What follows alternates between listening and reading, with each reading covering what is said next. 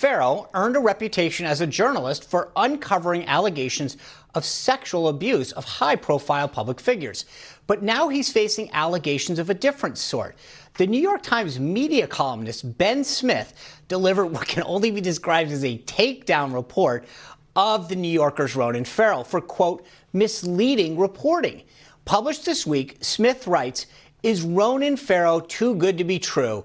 and goes on to say that he, that's Ronan, does not always follow, get this, typical journalistic imperatives of corroboration and rigorous disclosure, or suggest conspiracies that are tantalizing but that he cannot prove. Whoa.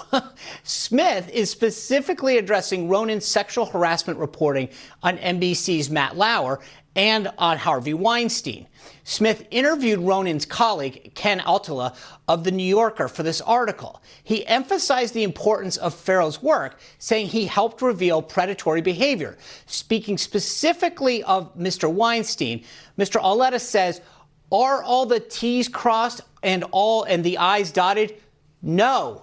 You're still left with the bottom line. He delivered the goods." Well, hold on a second. At least as far as fact-checking is concerned, yes, Mr. Farrow's conclusions may have been correct, but how he got there is definitely questionable, only because Weinstein and Lauer both had enough complaints against them to reveal a pattern. However, it doesn't negate the fact that Farrow didn't check all the details along the way. He, in some cases, reported things that he only heard secondhand. The question now becomes, do we care more about the narrative of a story than we do about the accuracy of the reporting? Well, here to break it all down is our company, the Hill media reporter Joe Concha and former CNN anchor and brand journalist Heidi Collins. Welcome back, guys. Thanks, Sean. Hey, Sean. So the first thing I'd say is there's a bit of irony here that Ben Smith, who ran BuzzFeed before moving over to the New York Times and was one of the guys that released the unverified Russian dossier and just put it out there for, quote, people to take a look at it, is now the guy questioning Ronan Farrow's sources and methods. There is a bit of irony in that. And I think it's kind of fascinating that now that he's at the New York Times, his take is much different than what it was when he was at BuzzFeed and just threw things out to the wind, Joe. That's the thing, right? If I'm Ben Smith and I'm writing this story on Ronan Farrow, who won a Pulitzer in 2019 for his reporting on Harvey Weinstein, remember what had to happen there, Sean. NBC said that he didn't have the goods, didn't have enough to get through their vetting process, and therefore he did what many journalists can't afford to do, quite frankly, or maybe wouldn't have the courage to do, which is bring it to the New Yorker, complete his reporting. He gets a Pulitzer for it. So to Ben Smith's point, yeah, Ronan Farrow is a golden boy right now, but for good reason. Has every story that he's done been accurate? No, but he seems to be hitting more hits than misses. And I know that's not perfect. And I think in journalism, you should always strive to be perfect. But in Ben Smith's case, boy, as you said, he's the one who green-lighted the dossier. Without the dossier, there is no Russia investigation. Let's make that very clear. Right. And also at BuzzFeed, there was some reporting on Michael Cohen that BuzzFeed got, very, very wrong. And if I'm Ben Smith and I'm writing this story, Sean, I probably would have had some self-reflection in this, saying, look, I'm taking a shot at Ronan Farrow here, or at least I'm critiquing him, but let me be clear. I've made this mistake, I've made this mistake, and none of us are perfect. That didn't happen here. And then the irony of ironies is that this very story by Ben Smith had to have 2 corrections added after the fact. So if you're going to be perfect, you better be perfect when you're reporting on somebody to be perfect. That's rich. And Heidi, I think that that's a good point, that he's here going after Ronan Farrow, making it seem like his sources and methods, he's gotten it wrong a ton. The New York Times gets it wrong a ton. Is this, this reporter on reporter thing, what do you make of it? I love the point that Joe made. I couldn't believe it when I got to the very end and I saw those corrections. First of all, I applaud them for making the corrections, because a lot of times we don't even see that. To me, what I take from this is it's almost like he was calling out investigative reporting. How much true investigative reporting is there really these days? In fact, he renamed it. He named it resistance journalism, which to me is really a stretch, because to me that's another definition for biased journalism or agenda-driven journalism, or even worse and more dangerous, groupthink. And it's true what Joe said. Ronan Farrow had to be brave enough to say, you know what, you guys are going to try to shut me down. I'm going to go somewhere else and I'm going to finish this thing. And I am going to be kind of alone out on my island because it's important to get to the bottom of this. And that's exactly what he did. Right. You know, an interesting part of this By the way, is... if I could just jump in real quick. Yeah, guys. go ahead, Joe.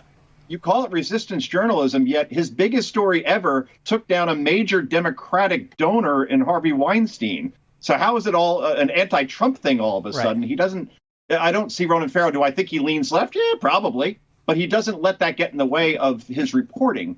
And I think that just should be pointed out to Heidi's point. Resistance journalism is absolutely the last two words I would have used to describe Ronan Farrow's work. Yeah, this is almost like calling the kettle black here. But I think an interesting aspect of it is stuff like this doesn't just like randomly happen. Ben Smith didn't just come upon this. Someone is handing him this. Maybe it's someone from NBC who's upset, or maybe it's even someone from the New York Times that's upset with Ronan Farrow for breaking the story before theirs. How much reality do you think is potentially in that, Heidi, as a former anchor, that someone's actually handling this probably to Ben Smith?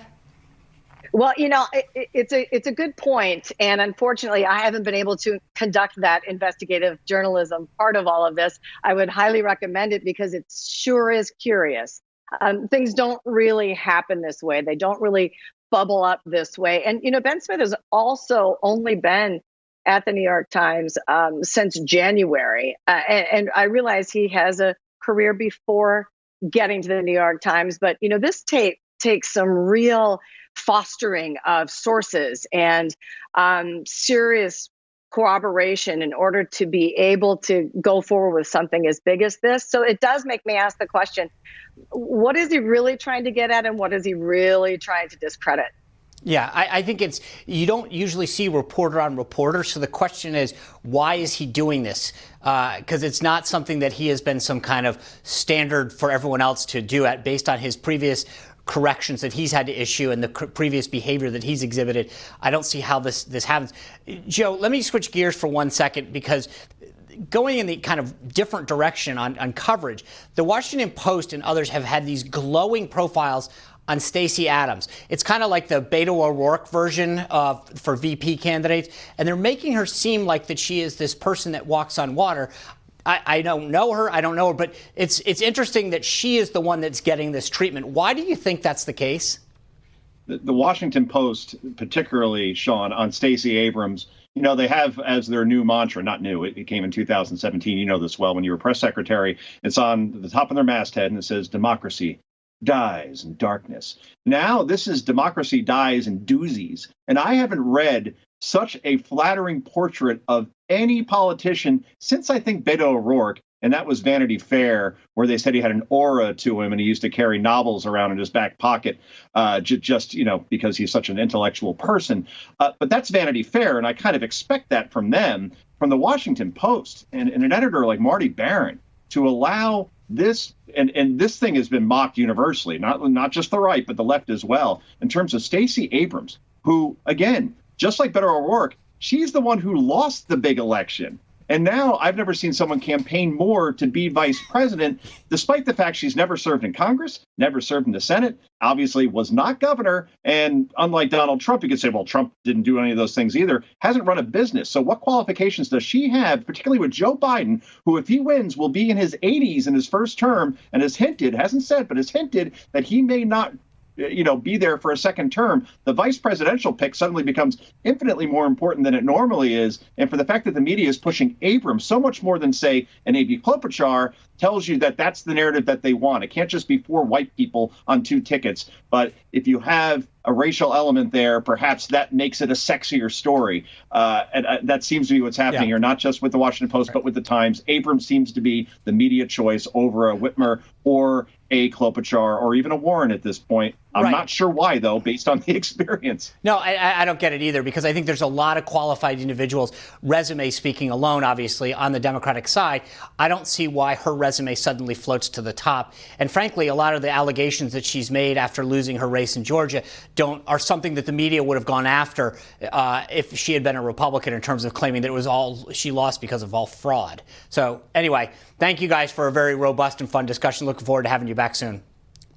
Oh, thank you. I want a beach house like Heidi. How do I get one of those? I'm stuck in a basement in Jersey. Thanks, guys. I've had a haircut in 8 weeks. Look at this thing. It's looking rough. Just kidding. Well, coming up, we're covering a lot in this show so far. And up next, Sean and I are going to give you our take. And later, our Good Guy segment. Stick with us.